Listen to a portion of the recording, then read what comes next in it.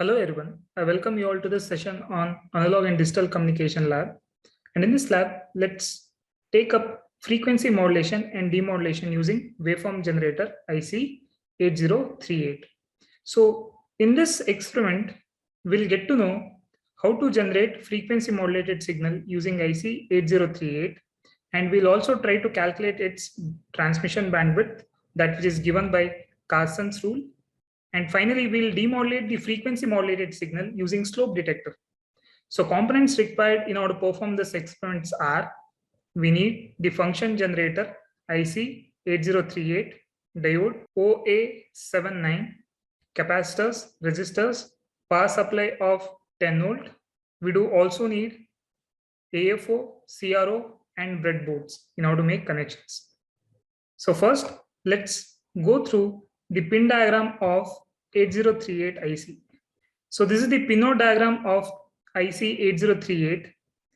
This IC8038 is a dual inline package of 14 pins, which can generate stable oscillations from 30 Hz to 300 kHz. So it has 14 pins in total, that which are distributed 7 on each side, and the notch represents the top of the IC, and the pin numbering starts from the left of the notch. And using this function generator or waveform generator IC, we can generate 3 different waveforms. One is sinusoidal waveform, triangular waveform, and square waveform. So here we'll get sinusoidal waveform from pin number 2, and we can tap triangular output from pin number 3. Likewise, we can tap square wave output from pin number 9. Internally, IC8038 consists of 2 comparators and a flip-flop. The output of the flip-flop itself is a square waveform, and the output of the comparator is a triangular waveform. And we'll make use of a triangular to sinusoidal converter unit in order to get sinusoidal output. And with this waveform generator 8038, we have a special option included in this IC, that is at pin number 7 and pin number 8. So this pin number 7 and 8 are important for our experiment. In what way they are important, let's see. So using this pin number 7 and 8, or by providing proper DC bias voltage onto pin number 7 and 8, we can generate frequency modulated output waveforms. So this experiment is actually conducted in 3 different stages. The very first stage is to observe. 3 different outputs. One is sinusoidal output, triangular output, and square output, in order to know whether the IC8038 is working properly or not. And in order to test its working, we'll make use of this circuit diagram. So this is the circuit diagram, and initially we won't be connecting this external capacitor and message signal M of t, that which can be got from a AFO. So these 2 external components won't be connected, and we'll be having remaining components intact with IC8038, and we got to observe these 3 outputs. If we are getting these 3 outputs successfully, we can get to know that this IC8038 is working in a proper condition. And over here, pin number 4 and pin number 5 are associated with 2 resistances, RA and RB, that which are of equal values. And here we have chosen it to be equal to 10 kilo ohm. We have chosen it to be equal to 10 kilo ohm because by choosing RA and RB equal, we can have symmetric waveforms, or by choosing these 2 to be equal, we'll get a duty cycle of 50%. So here let's look at some of the mathematical part of modulator design. So the formula for carrier frequency in frequency modulator circuit is given as FC equal to 0.33 divided by RA into C, where RA and RB are used to adjust duty cycle. So here we have got this formula. So this formula over here, it's basically given as FC intern equal to 1 divided by 5 by 3 into RA into C intern multiplied with 1 plus RB by 2 times RA minus RB. So this is the main formula. Over here, if I assume both RA and RB to be equal, so here in place of RA I can in turn rewrite it with RB. So assuming RA and RB to be equal, so here 2 times RB minus RB in turn results in RB, and in turn I can cancel out RB and RB, and here I'll be left out with 1, such that 1 plus 1 I'll be getting 2.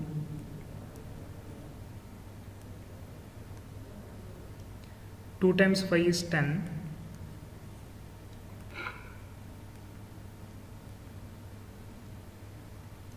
And here we can shift this 3 onto the numerator, and in turn we'll have 3 by 10 into 1 by RA into C, where if I divide 3 by 10, so this fraction is equal to 0.3 divided by RA into C. So because of this formula we have got this. And over here, suitably assuming the carrier frequency value as well as RA value, here will in turn end up with C as equal to 0.33 nanofarad. So after finding all these values, we can use components that which are corresponding to these values, and we can rig up the circuit. So as I said, the experiment is conducted in 3 different stages. The very first stage is to not connect C1 and M of t and just connect all these other remaining components and observe square waveform, triangular waveform and sine waveform, and whatever frequency that which we get out of this sine wave can be thought of as carrier frequency, because right now we have not yet applied M of t. And in our second stage, we'll in turn feed our message signal from an AFO using an external capacitor. So here, when we do so, when we feed proper input signal, that is M of t, onto this function generator and keep on varying this M of t, here we can correspondingly vary the sinusoidal output.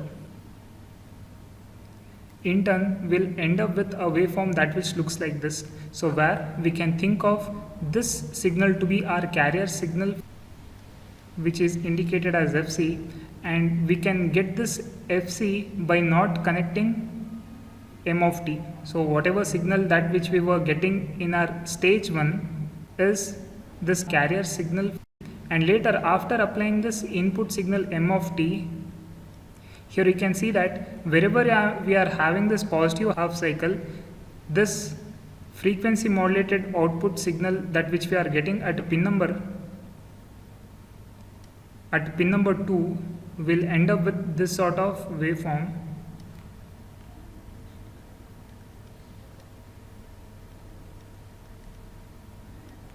where whenever we are having positive half cycle of our message signal, we'll make use of a higher carrier frequency, and wherever we are having negative half cycle in our message signal, we'll make use of lower frequency valued signal. So by this we can achieve frequency modulation using function generator IC8038. So this is the second stage. Wherein we'll be observing all the readings obtained in the CRO in this tabular column. So this tabular column has message signal that which is got from AFO, where we need to mark down the message signal frequency in hertz as well as its message amplitude value, where frequency is denoted as FM and message amplitude value is denoted as AM. And right after that, we got to keep on varying the message signal. Depending upon that, we'll end up with different values of FC min and FC max, that which are in terms of kilohertz, and we got to note down all these values for different values of FM and AM, and later we got to compute the frequency deviation, and this frequency deviation is given as delta F intern equal to Fc minus Fc min, that is the value that which is present in this tabular column. I'll make use of this, and here Fc remains constant for all the 4 iterations. Only thing is Fc min keeps on varying. So after calculating frequency deviations for all the 4 different values of message signal, here we can calculate the modulation index, that which is given as beta. In turn, this beta is equal to frequency deviation divided by message frequency Fm, and from that we can also calculate frequency sensitivity, that which is given as k subscript f in turn equal to frequency deviation divided by message amplitude value. And finally we can find out the bandwidth using the Carson's rule, that which is given as 2 times that of frequency deviation plus message frequency Fm. So this is how we can accomplish frequency modulation using IC 8038, and we can calculate its corresponding bandwidth. So here are the steps that which are given. So make sure you go through all these procedure so before you rig up the circuit. And right after that, the third stage is where we'll demodulate frequency modulated signal. And for this demodulator circuit, input is nothing but our frequency modulated signal, that which is obtained at pin number 2 of IC 8038. So we got to pass this frequency modulated wave onto this envelope detector, so where we'll make use of this diode A079, and finally we'll end up with frequency demodulated wave at these 2 terminals, and we can match this frequency demodulated waveform with that of our message signal m of t. So we can compare this message signal m of t with that of our FM demodulated waveform, and this should be equivalent to that of message signal, and but there will be a certain propagation delay, because of which I have used this prime symbol over here. So it won't exactly resemble our message signal, so but will be associated with certain amount of attenuation as well as certain amount of delay, so thereby it's indicated as m of t prime. So this is the third stage where we'll accomplish frequency demodulation. So this is about our frequency modulation and demodulation using IC 8038. In order to have a better idea about this experiment, let's move on to our lab session. What's going on, guys? I'm Benak Patel, working as assistant professor in the Department of Electronics and Telecommunication Engineering Department. I welcome you all to our Analog and Digital Communication Lab. Hello, good afternoon everyone. Myself S. Amarappa, Associate Professor in the Department of Telecommunication Engineering. I am one of the faculty members in charge of Analog and Digital Communication Lab for you, that is the 6th semester students, and I welcome you to this lab session. I am Parvathamma, lab instructor. So let's get kick-started with the experiment. In order to perform frequency modulation, all we require is, first we require the circuit that which we have made on the breadboard. We need AFO from which we can generate our message signal, and we need a power supply by using which we can supply power to our circuit, and finally we need CRO in order to view our output waveform. Now I will be explaining circuit diagram in detail. By referring on to our circuit diagram, here we have made our circuit connections, that which mainly consists of IC 8038 function generator. So where pin number 1 is not at all used, and we are having 3 output pins. One is pin number 2, from which we can tap sinusoidal waveform, pin number 3 from which we can tap triangular waveform output, and we are having pin number 9 by which we can get square waveform as our output. So these 3 output pins are very important in order to check whether this IC is working properly or not. Followed by here at pin number 4 and 5, we have connected two resistances RA and RB, that which are in turn connected to VCC equal to 10 volts. So here we have used same values for RA and RB because in order to get 50% duty cycle or in order to get waveforms symmetric. So the same thing we have made over here. From pin number 4 and 5, we have used two resistances that which are of 10 kilo ohm values. You can get to know the resistance values by following the color code written on these resistors. Followed by, here we are having pin number 7 and 8, that which plays a very important role in our frequency modulation, because by providing proper DC bias voltage across pin number 7 and 8, we can accomplish frequency modulation. So in our part 1, we are not supposed to apply this external DC supply that which we are getting from AFO.